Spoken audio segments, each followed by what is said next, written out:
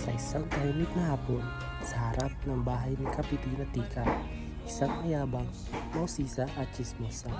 Nakaupo siya sa bangko, may hawak na pumaypay at matamang nagmamasid sa mga dumaraan.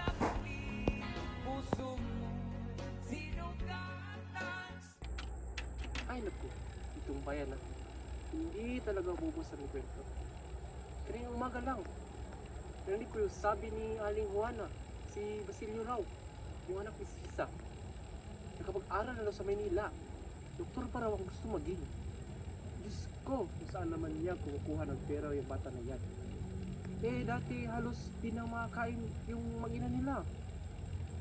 Baka naman may tagapagpaaral o baka may lihim na tumutulong. Pero sa panahon niya yon, hindi na sapat ang masipag at tiyaga. Kailangan marunong ka rin makisama. Pero huwag niyo isipin na chismosa ko ha, mausisa lang. Pero tungkulin ko rin malaman ang mga bagay sa ating bayan.